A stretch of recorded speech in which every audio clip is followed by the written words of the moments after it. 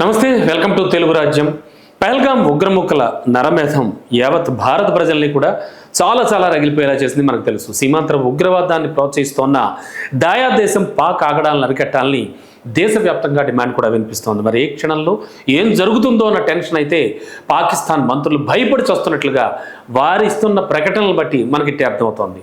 పాక్పై యుద్ధం లేదంటే సైనిక చర్య మాత్రం తప్పకుండా ఉంటుందన్నది స్పష్టమవుతోంది. ఇక మన త్రివిధ దళాల బలం పాకిస్తాన్ కంటే అన్ని విషయాల్లో ఆధిపత్యాన్ని కనబరుస్తున్న విషయం మనందరికీ తెలిసిందే. అయితే మన సముద్ర జలాల్లో ఉన్న బాహుబలి ఐఎన్ఎస్ విక్రాంత్ గురించి వింటేనే షాక్ అవుతారు. పాక్ గుండెలు గుబేలమంటున్నాయి.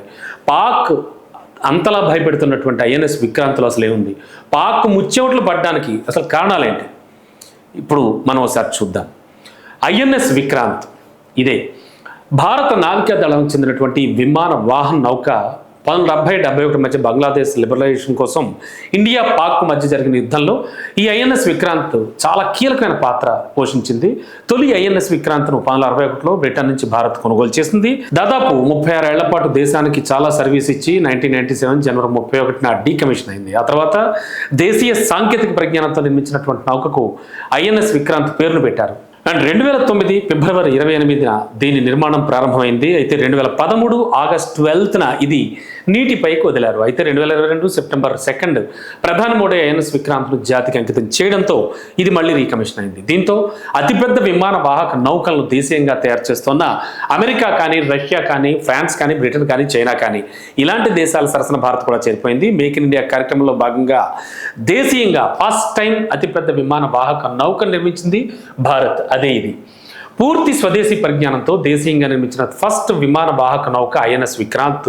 దీని నిర్మాణానికి సుమారు 20,000 కోట్లు ఖర్చు చేసింది ఇండియన్ గవర్నమెంట్. కొచ్చిన్ షిప్ యార్డ్లో సెయిల్ ఇండియా ఉక్కును సమకూర్చగా defence research and development organisation DRDO అంటారు కదా, దీంతో పాటు చాలా భారీ పరిశ్రమలు 100 MSMEలు కూడా ఈ ఐఎన్ఎస్ విక్రాంత్ నిర్మాణాన్ని చేపట్టడంలో భాగస్వాములయ్యాయి.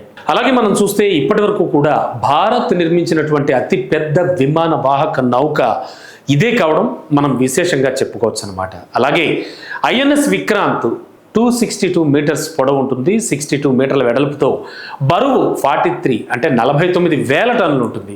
ఇది గంటకు 28 నాటికల్ మైళ్ళ వేగంతో ఏకధాటిగా 5,500 నాటికల్ మైళ్ళు ప్రయాణించగలదు. అండ్ 18 అంతస్తుల ఎత్తులో కూడా 2 ఫుట్బాల్ మైదానాల పరిమాణంలో ఉండేటువంటి ఈ నౌకలో మొత్తం 2,400 కంపార్ట్మెంట్లను ఏర్పాటు చేశారు. అంతేకాదు మొత్తం 1,600 మంది సిబ్బంది చాలా సౌకర్యవంతంగా ఉండేలా నిర్మించినటువంటి ఈ నౌకలో మహిళా అధికారులకు కూడా స్పెషల్ క్యాబిన్స్ ఉండడం స్పెషాలిటీ అని చెప్పుకోవచ్చు. అండ్ పూర్తి స్థాయిలో వైద్య సదుపాయాలతో పాటు మెడికల్ కాంప్లెక్స్ను కూడా ఇందులో అందుబాటులోకి తీసుకొచ్చారు. 16 పడకల ఆసుపత్రిలో ఫిజియోథెరపీ కానీ, ICU కానీ ఇలాంటి ల్యాబ్లు కూడా ఇందులో నిర్మించడం జరిగింది. అండ్ ఇక ఐఎన్ఎస్ విక్రాంత్ ఉండేటువంటి సిబ్బందికి, అధికారులకు సమయానికి ఫుడ్ అందించడానికి కూడా గంటకు 3,000 చపాతీలు తయారు చేయగల భారీ మెషిన్స్ కూడా ఇందులో ఉన్నాయి. అండ్ అత్యాధునిక కిచెన్ సదుపాయాలను కూడా ఏర్పాటు చేశారు. ఫస్ట్ దేశీయ విమాన వాహక నౌక ఐఎన్ఎస్ విక్రాంత్లో 250 ఫ్యూయల్ ట్యాంకులు కూడా ఏర్పాటు చేశారు. అంటే ఆ సామర్థ్యం ఉంది.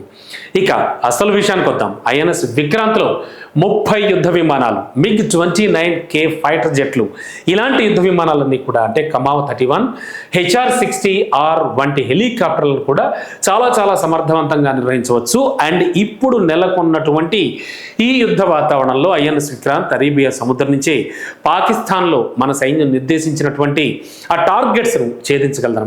దీంతో ఈ బాహుబలిని చూసి పాకిస్తాన్ గుండెల్లో దడ పుడుతోంది అంటే ఎట్టి పరిస్థితుల్లో అది నమ్మేటువంటి విషయమే కదా. ఖచ్చితంగా అంటే ఒక స్వదేశీ పరిజ్ఞానం కాకుండా, అంటే అఫ్కోర్స్ విదేశీ పరిజ్ఞానం కాకుండా కేవలం స్వదేశీ పరిజ్ఞానంతో తయారు చేసుకున్నటువంటి ఈ బాహుబలిలో ఇప్పుడు నేను చెప్పినటువంటి ఫీచర్లన్నీ కూడా ఉండి చాలా అత్యంత ప్రతిభావంతంగా కూడా పనిచేస్తుంది. సో ఇలాంటివన్నీ చూసి పాక్ గుండెల్లో రైళ్లు పరిగెడుతున్నాయి. ఈ నేపథ్యంలోనే ఏ క్షణాన ఏం జరుగుతుందో పాక్లో ఉన్న సామాన్య పౌరుల సంగతి పక్కన పెడితే కనుక అఫీషియల్స్ అంతా కూడా భయపడి చూస్తున్నారని చెప్పచ్చు. దీనికి సంబంధించి ఐఎన్ఎస్ విక్రాంత్ గురించి ప్రస్తుతానికి నెటిజన్లు కూడా చాలా ఎక్కువగా సెర్చ్ చేస్తూ ఉన్నారు. ప్రస్తుతానికి ఈ వార్త అయితే మాత్రం వైరల్ అవుతోంది. సో ఓవరాల్గా ఐఎన్ఎస్ విక్రాంత్ ప్రతిభా పాఠవాలివి. హలో, తెలుగు రాజ్యం ఛానల్ చూస్తున్నారా?